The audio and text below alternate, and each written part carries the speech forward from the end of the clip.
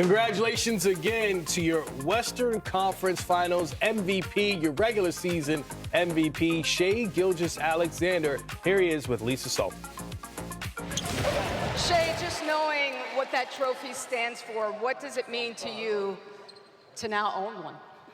Yeah, it's a really good feeling. Think stuff you dream about as a kid. I just want to shout out these fans. They've been here.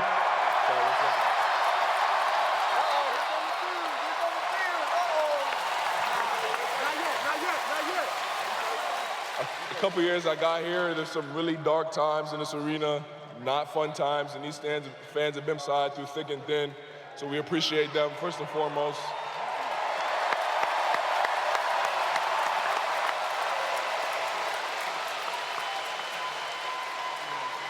And then, of course, I want to thank my teammates. Without them, I'm nothing. Clear as day. I don't have 124 points by myself. I love these guys to death. Now, with all that being said, this is a step in the right direction, but we have a lot more work to do, and we know that, and that's what we're focused on. So let's buckle up and get ready. Shai, you've said that through the ups and downs of your career that there were some nights that you thought, I'm not very good at basketball. What are you going to be thinking when you get home tonight? I got a lot of growing to do. We got a lot of work to do to get to our ultimate goal, and this is not it. So that's all that I'm focused on. Congratulations on winning MVP. From your MVP to the head coach of the Oklahoma City Thunder, Mark Daigneault. Mark, you guys have talked all week about focusing on the little things, the details. What did you see from the very outset of tonight that you were able to sustain through the 48 minutes to get to this place now? Yeah, I just thought the mental toughness by the team was great. You know, obviously the opportunity to close the series out. Obviously, up 3-1, you know, it's easy to drift ahead, and we didn't do that at all. We just played the next possession and did a great job, just stacked them up and really, you know, kept the foot on the gas for the entire 48 minutes. Mark, you said... Valencia King, Real Talk Sports. Mark, one of the things you mentioned on the court tonight was the community of Oklahoma. For the fans across the world, the Thunder fans who may not get to experience this community, how would you describe it? I mean, this is an unbelievable fan base. It's an unbelievable community. I've said this many times, but we've got a young team. We've had a young team the last couple of years, and the positivity in the community, the support, the encouragement through the ups and downs really puts the wind at our back. And when you've got a young team, these are players that are still trying to find their footing in professional basketball, and to exist in a place both in the arena and in the community where everybody kind of has your back through the ups and downs is helpful. You know, it's helped our players grow. I really believe that. Mark, you said after Game 4, your offense won that game for you. Is it safe to say your defense did it for you in the first half? I mean, Caruso gets a steal minute, he's in there, and he fouls up another break. Case and Wallace, was it your defense tonight, I guess, that got you going? Yeah, I just thought the tone that we set in the game was really, really good. You know, just from the jump and all the way through. The guys, like I said, were unbelievably focused. They were able to cut through all the distractions of the game and all the emotions of the game and just compete on the next possession and did an incredible job. It's also a good time to note, I meant to do this off the top, just want to acknowledge Minnesota, who's been one of the best teams in the league for the last couple months, and we're humming in the playoffs coming in. And just like the Denver series, tested us in ways that have helped us grow. And so I have great respect for all those players in the locker room and their organization, Coach Finch and his staff. Mark, the first thing you said about your team on the court after the game was that they're uncommon. You say it all the time. What's been uncommon about them, maybe specific to this playoff run, and what traits have they sort of sharpened to close out the series the way they did? Yeah, I mean, I've said that many times. I truly believe that. This is, they're highly professional, consistently professional. They're high-character people. They come from high-character circles. They're unbelievably competitive. They put the work in behind it consistently through the ups and downs. And most of all, they're team first. I said that on the court, but they embody everything it means to be a team. And so they deserve this. You know, they deserve the opportunity that we have now I couldn't be happier for them because they invest so much in their own games, but they also invest so much in each other and in the team. And I just think it's a really uncommon thing in professional basketball that they've built. Oklahoma City Thunder All-Star and All-NBA duo Shai Gilgeous-Alexander and Jalen Williams. Shai, Mark said that you and Lou really helped set a tone right from the outset of this one as the two longest tenured guys on this team. Just what did you feel maybe as a connection between the two of you to be in the frame of mind you needed to be for this closeout game? Like me personally, I wanted two things. I didn't want to go back to Minnesota, travel-wise, and then I wanted the fans to be able to enjoy the moment with us. I wanted them to be able to see it unfold in front of their eyes. I wanted them to be able to celebrate tonight in our building, go home, get drunk, whatever they do. I wanted them to have fun with the moment, and yeah, it was good. I just wanted to make sure that, like, above all, I could give my energy and my effort to try to give these fans what they deserve. Shai, one of the first things, over to your right, one of the first things you did when you got the Conference Finals MVP trophy tonight was hand it over to your teammates. Even outside of the game of basketball, what does this group of guys do for you in your life? Yeah, they're special. I think, like, the biggest thing is, like, they make the NBA, like, not feel like a job. And it can at times with all the travel and all the hard days, the ups and downs. Now, I know I sound spoiled being in the NBA and complaining about hard days, but these guys really make it feel like I'm a kid playing AAU basketball and 15 years old again. Like, they make it seem like it's just fun. And I think that's what makes us really good. Like, we have so much fun being out there together. And I'm sure we all know, like, when you're having fun with things, you give it your all and you excel at it because you enjoy it. Now, whether that's your job or not, but whatever you have fun with, you excel at, and that's why we've excelled for sure. I'm not sure either of you right here. I'm not sure either of you knew this, but the last time the Thunder had a chance to clinch a finals berth was 9 years ago today. The Clay Game 6 in 2016. Obviously now you guys kind of give this day new meaning for the franchise. What is that like to sort of be part of the second chapter, the second mountain, as Sam likes to say, for the franchise? Yeah, there's no correlation at all. We didn't even think about that coming into the game. That's something that, like you said, 9 years ago, we have no control over. Unfortunate event, obviously, but all we can do is come here tonight and control our energy and our effort and our focus level to give these fans what they deserve, and then our families what they deserve. Everyone that's sacrificed for us, they deserve this moment to be able to celebrate at home. And we took care of business from the jump. We were focused, we were together, we were energetic, we were aggressive, and the game turned out the way it did because of that. And just like with the Athletic, this can be for both of you guys, but when Sam kind of laid out the vision for what, this team was going to be, can you tell me a little bit about that from both y'all's perspectives, and then what does it mean to actually see it, start to happen? Yeah, Sam didn't lay out no vision for me. He traded for me. We had a few conversations.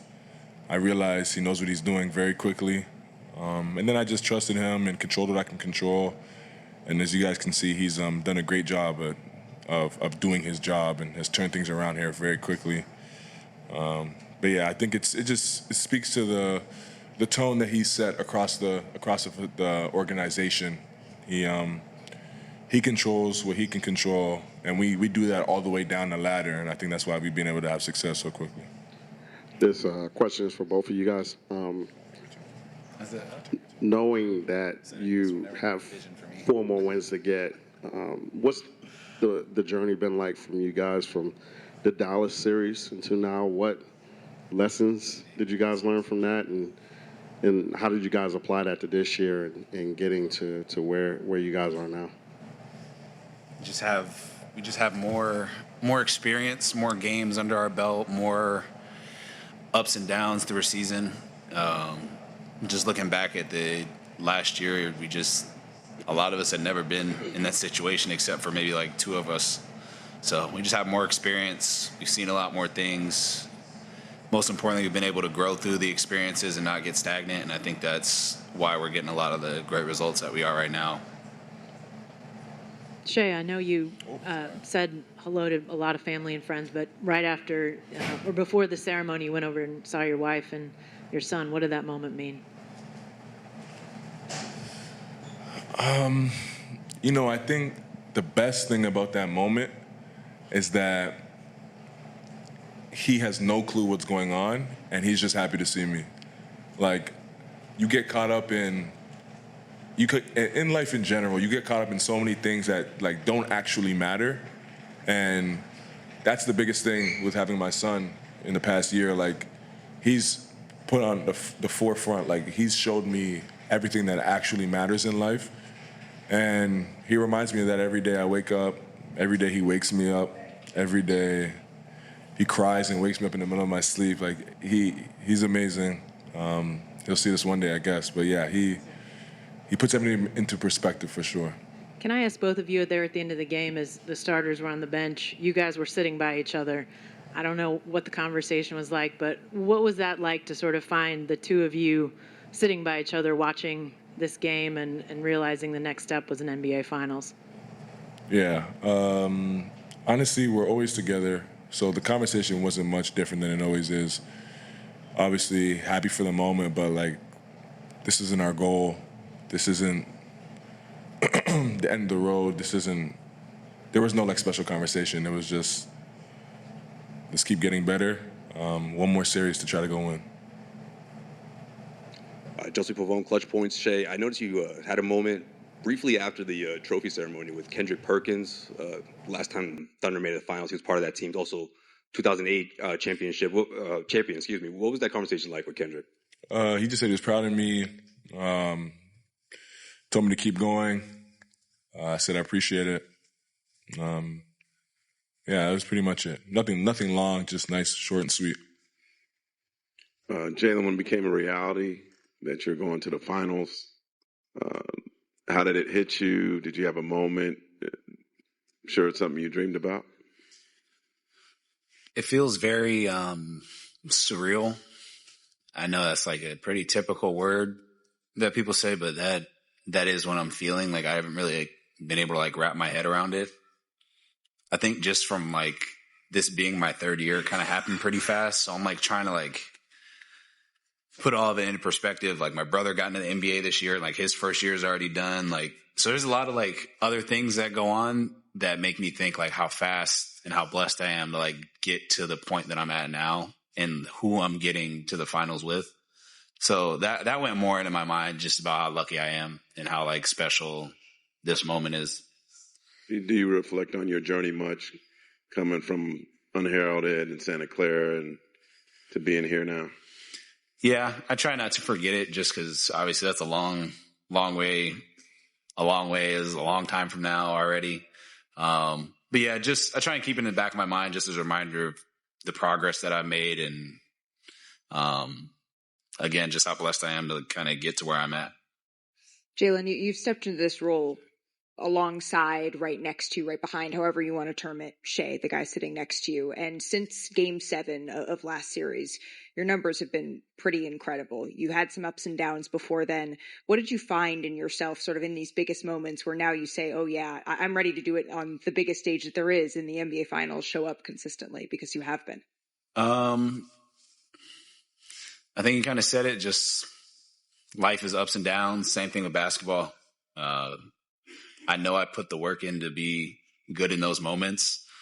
So you try not to get too high or too low when you do have an off night, when you do play well. Like, you always try and like get back to zero and just center yourself. And that's what I've been able to do. Makes it easy, like you said, when I'm playing alongside him to be able to do that. But a lot of it is just like rolling with the punches and trusting the work that I put in over and over again.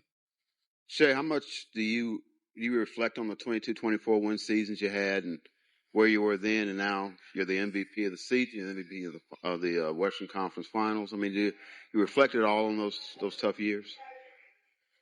Every now and then, those moments like helped shaped my character, I guess, as a basketball player. helped me to be humble and success. Like, it's kind of the common theme, but like there's so many ups and downs in a career, in a season, in a game, in basketball in general.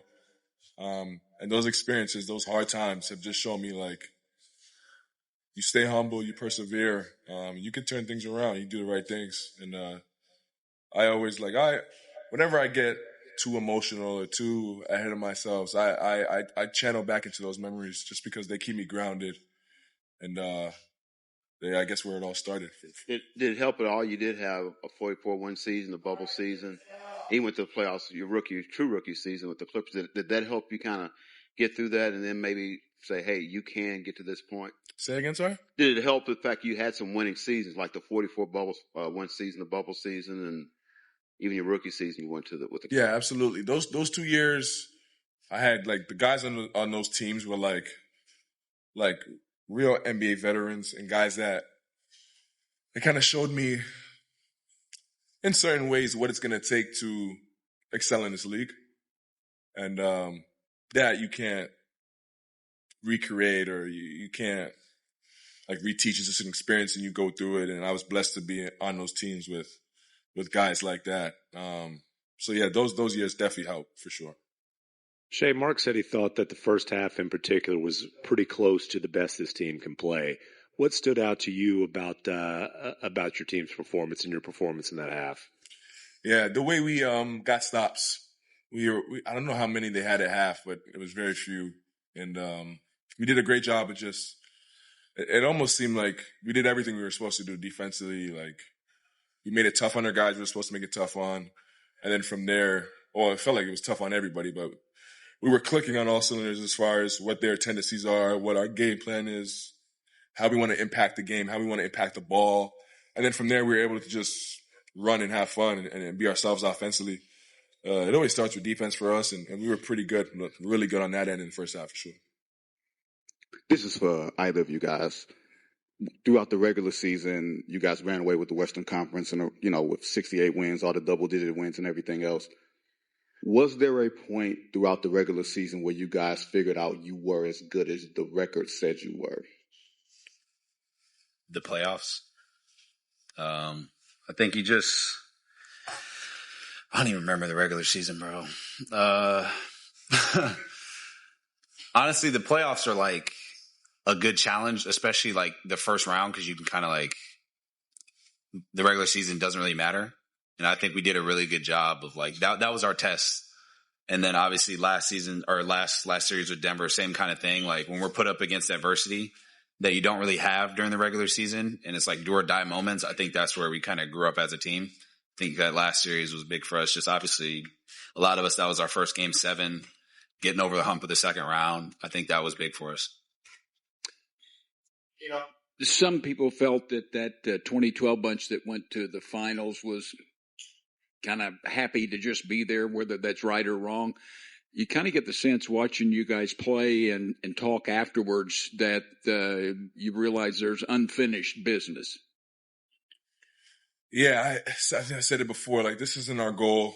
We didn't start the season like we want to win the West. We want to win an NBA championship. Now, we are a step closer to our goal, and we're happy about that, but there's still four more games to go win, 4 really hard games to go win, and we have to be the best version of ourselves for 4 nights to reach the ultimate goal, and we understand that, we know that, and that's what we're focused on. J-Dub, over to your right. Mark said about his coaching experience tonight that he operates at 100% capacity. I know that's not new information to you, and you've had a lot of coaches throughout your career, but what has it been like to be under his tutelage? It's been fun. It's cool watching like a coach evolve with us. I don't want to say like grow up, because he's obviously a grown up, but like just like he's been able to like understand us over the years, and we've been able to like get comfortable with him and understand him. So there's a really cool trust that goes throughout every single player, and his relationship with every single player is unique. And I think that's what makes him very special. Like he's able to, I guess, get along with everybody in a different way. And he does a really good job of understanding what it feels like to be in a player's shoe for somebody that didn't play. And I think that's very special. And he's really competitive. So he's competitive with coaching. He's competitive with the X's and O's. And we as players feel that and feed off that. So, Andrew, the last question here, then Chet will be on. Yeah, Jalen, I just was wondering, whenever you were drafted, you'd said that you'd never really played before. You were a guard. And, during the playoffs, you've guarded a lot of big players, and you've done that throughout the regular season and since you've been with the Thunder. But what's that journey been like as a defender, defending much bigger players than you? It's been very physical. I think I attribute a lot of it to my sophomore summer, I guess, like going into my sophomore year here, just being able to take my body seriously, eating the right things, putting more weight on. I think I walked into the NBA 195. So to kind of get to where I'm at now, I think that really opened up the possibilities of me being able to guard other bigger players and just be more versatile. And it's also just something I lean into. I like playing defense. Our team likes playing defense. And I think just over the course of time, the coaches just threw different assignments at me to see what I can do. And it just made me a better and better player. Thank you, guys. Cool. Looking at here's Magic Johnson. I want to apologize to the Oklahoma City Thunder for underestimating them and not thinking they were ready to compete for a championship. But thank you, one Irvin Magic Johnson. Now, Zeke, I look at this group, right? And I go, okay, so this Thunder core is younger than that 2012 team. And we see SGA as an MVP. Yes, that Thunder group from 2012 had 3 MVPs, but they all won the award after going to the finals in 2012. So how do you see this Thunder group being different than that Thunder group from 13 years ago? That Thunder group was better. I mean, Harden was coming off the bench. You had KD, as KD. You had Russ. You had Serge Ibaka. I mean, they were loaded, and they get to the NBA Finals, and, of course, they lose to Miami, who was loaded too. I think what we have in OKC right now is what the NBA has been pushing for, 6-7 years. Mm-hmm. They wanted parity, right? They wanted, they didn't want, teams just stacking up, and they didn't want dynasties.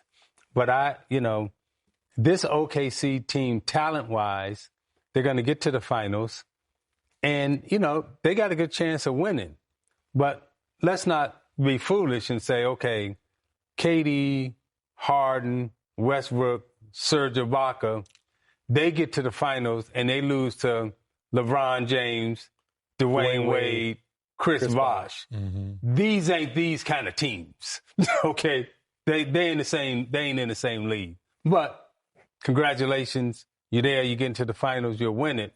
But they ain't at that level. Of talent. To Zeke's point, of talent. Yeah, I want to make sure our viewers understand that. Talent-wise is night and day. That team, way better talent-wise. You can go down each person. But with this team, each guy understands their role, and they've bought into their role. Mm-hmm. Offensively, we're running everything through Shai. And Shai says, when I get double-teamed, I don't have a problem getting off of it and letting everybody else eat. Defensively, if you don't guard your yard, you're not going to play. Yeah. It's just that simple, and that's what we appreciate with this team now. But if this team played LeBron James, Dwayne Wade, different animal, Chris Bosh, yes, different animal, different animal. But if they're going to play Indiana, New York, it's going to be a good series. Yeah, the Oklahoma City Thunder 4-0 against the Pacers and the Knicks this season. Oof. So good to see the Oklahoma City Thunder back in the NBA Finals. That is Isaiah Thomas. That is Dennis Scott. I'm Chris Miles. Thank you for hanging out with us.